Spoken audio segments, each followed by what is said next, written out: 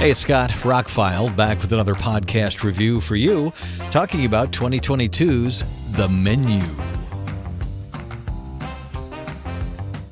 Glad I haven't done my year-end list yet, because this is going on it. The short version is, if you're in the mood for a very strange, well-written, well-acted, well-produced, but ultimately quite crazy, over-the-top comedy, satire, black comedy thriller, check out The Menu. If that sounds like something you're into, I'm not going to get into spoilers. Maybe at the very end, I think I'll do a second, because I really would like most people to go see this movie cold and not know much about it, because I certainly didn't. Ralph Fiennes stars as a very famous chef. Well, you know those. They run those shows that you see on the Food Network and stuff. And Anya Taylor-Joy's character Margot, Nicholas Holt's character Tyler, and other characters pay over $1,000 a plate to go to this island and have the chef cook an incredible meal for them. And it's part of the island, and it's part of the service, and he's got a whole crew there, and it's amazing. If you really enjoy watching those cooking shows, you're going to have a blast with this movie.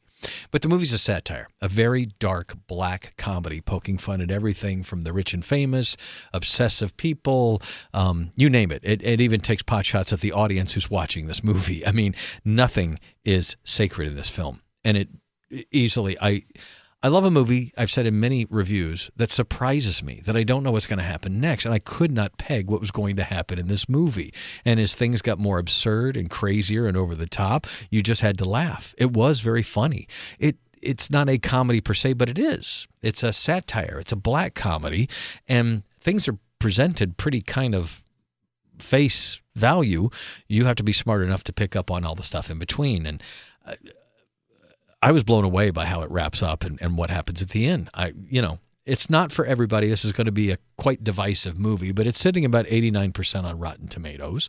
It made double its budget back. It had about a $30 million budget. It's made about $74 million.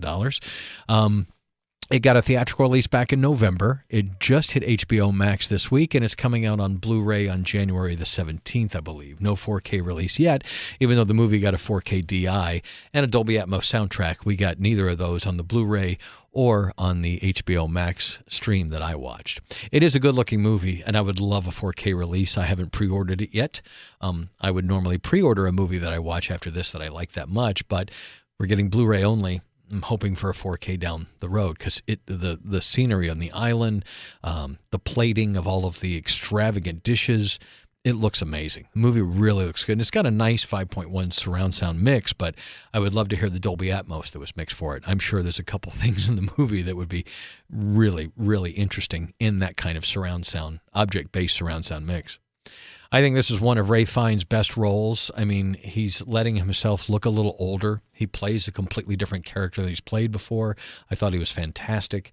Anya Taylor-Joy's Margot has a lot of layers, and those are peeled away as the movie goes on. Matter of fact, the layers of everyone peeled away during the course of the movie. That's part of the mystery of it. Why is everybody here? What's their background? What do they have to relate to all this? It comes out very well, I think. Hong Chow, love her. She's amazing in the film. Janet McTeer is in the movie. There is a whole list of characters. John Leguizamo is in the movie, playing an aging movie star. He's a foodie. It makes fun of, like the foodies who can't cook, the people that obsess over famous people or rich people or whatever. It really does poke fun at just about everybody, including the people watching the movie. It will make fun of you while you're watching the movie as well. I thought it was very intelligent. I literally, an hour and 50 minutes, hour 47 minutes, whatever, thoroughly entertained from beginning to end, a little shocked here and there. And when it wrapped up, I was like, that was a great movie. That was really a great movie. I want to own a copy. I want to watch it again. I think, especially for someone, I watch some of those cooking shows. I like Iron Chef and things like that, and realize that these guys are obsessed and go take the whole idea of plating a meal a little too far for me. Just, I'm good with a nice steak. But anyway, I really want to get into spoilers, but I'll do a second podcast about it. What else can I say? The acting is good. The directing is good. I don't know much about the director. I know he's worked on Mark Mylod. He's British. He worked on Game of Thrones, The Succession. He's directed a few movies. The writers of this movie, Will Tracy and Seth Rice, wow, great writing. The explanation of the movie, a young couple travels to a remote island to eat at an exclusive restaurant where the chef has prepared a lavish menu with some shocking surprises. That is the very thinnest line of what the movie is about. And again, I don't want to get into spoilers. I want you to see this movie. People that wouldn't like it, people that don't like satire, people that don't like black humor, people that won't get it, I get that. But if you're prepared and you go into it knowing that they're going to poke fun at just about everything, I think you're going to have a blast with this movie. It's definitely in my top 10 of 2022. Yes, I saw it in January of 2023, but it did get released back in November, so it'll be on my year-end list because I absolutely thought it was stellar. I wish I'd seen it quicker. This is the kind of movie that makes me happy that I love movies. It is the reason why I love movies, because I sat there. In the first 30 minutes, I'm like, okay, yeah, I'm in. This is an interesting idea, and I like all the actors. But then, as it consistently surprises you and subverts expectations and things like that, I love a movie that can do that. I've seen thousands of movies. I own thousands of movies. It's really hard to surprise me these days. And I got surprised with this one. I really enjoyed the menu. One of the year's best, easily. Can't wait to see what else is from the director. Can't wait to hopefully get a 4K copy of this. You know, by the way, on the streaming services on Vudu, you can rent it or buy it in 4K with Dolby Atmos and Dolby Vision HDR. Not available in a home video release yet, but fingers are crossed.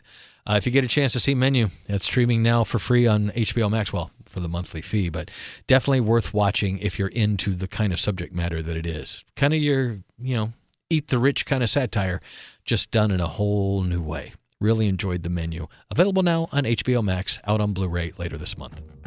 Scott Hamilton, I'm ROCKFILE. Sorry for the short review, but to talk any more about what happens in the movie would be spoilers. So that'll be a second podcast posting a little bit later for those that are interested in some of my thoughts on the Menu. But watch it. I think it's one of the best movies of the year. Scott Hamilton, I'm ROCKFILE. My links are below. Thanks for listening and have a spectacular day.